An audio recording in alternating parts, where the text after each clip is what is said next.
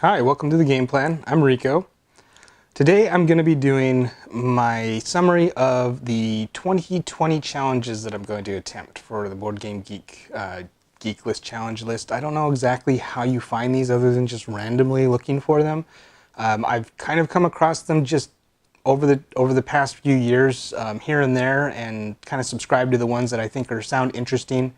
And these are the ones that I've kind of landed on over the last couple years that I kind of fall in line with what I want to do throughout the gaming year. Some of them are so bizarre and they take so much energy to try and adapt everything you're doing to fit them. And I don't really want to do that. What I'm looking more for is just kind of a constant reminder that I should keep playing games. It's easy to, I don't want to say forget to play games, but you can find yourself getting caught up in the meta of playing games rather than playing the games themselves. And so this is just kind of a way to help me keep myself playing the games that I love playing.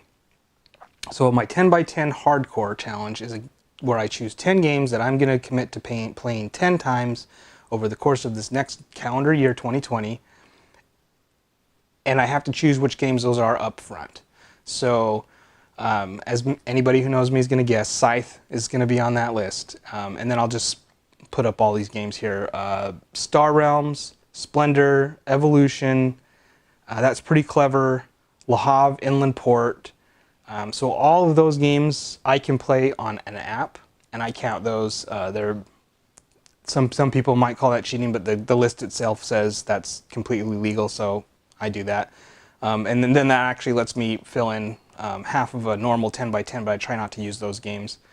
And then other games that I think I'm going to be able to get to 10 times are Werewords, Welcome to, Fuji Flush, Just One, and Telestrations. And those are all party-esque light type of games that work really well for when we have visitors come into town. We have a lot of visitors come into town, and so I just see myself playing those. So as kind of an easy win for my 10 by 10.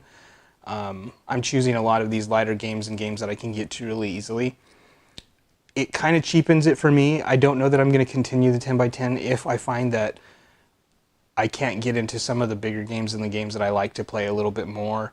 I think it's my gaming company is hard for me to convince.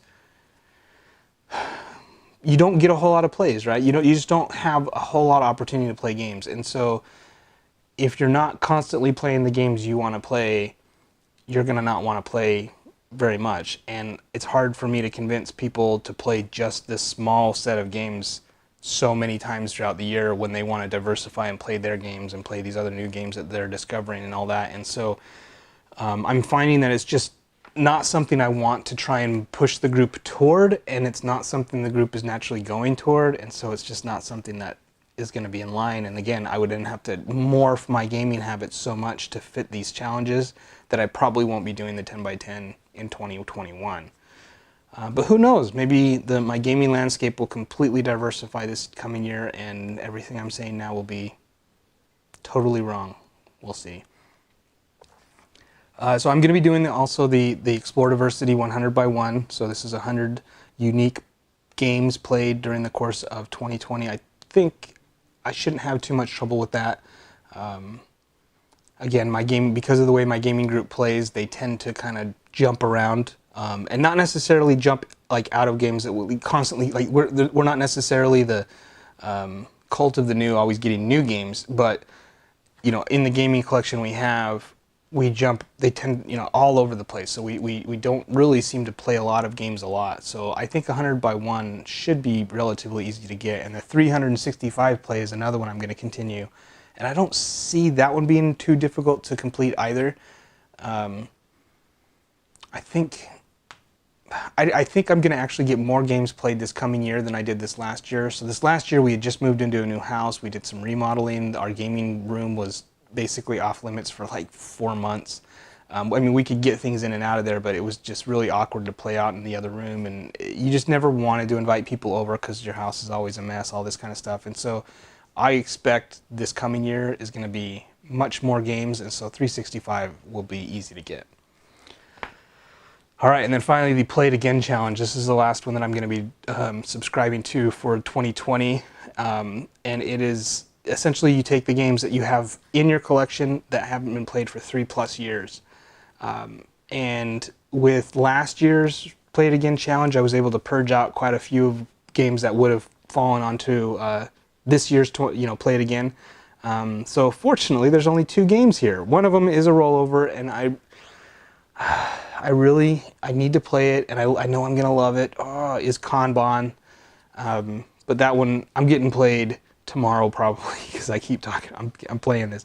And then the other one is a Game of Thrones, Hand of the King. And if you've watched our video on swag, I think it was the swag purges. This one is in, or not swag purges, sorry, Shelf of Shame swag. This one is from there, and I think I even mentioned in there that, or no, maybe it was the Bubbly Pop. Bubbly Pop. I haven't had Bubbly Pop for as long, but I think this one will finally get there as well. But Game of Thrones, Hand of the King is only going to get played this year because of this list, if it ever gets played. I almost suspect it's not even going to get played, and I hate it. Like, I hate to do that. If I have a game, I want to play it. At least get my 100x1 diversity play, right? You know. But this one just does not appeal to me. I have no interest in the theme. Game of Thrones does. I don't know anything about the story of the shows, the movies. Well, I guess they're shows, not movies. I don't care about it at all. It just doesn't appeal to me. And I mean, to each their own. I don't see it as being particularly bad. I just am not interested. I don't watch television much. And so the theme, I've heard, is really the redeeming factor of the game. Like, they say that it's really fun when you get involved in that theme. But the mechanics of it don't sound particularly interesting to me, so I just don't think that's going to be a good one. But I'll let you know in the 2020 summary in 365 days. Until then, see you guys.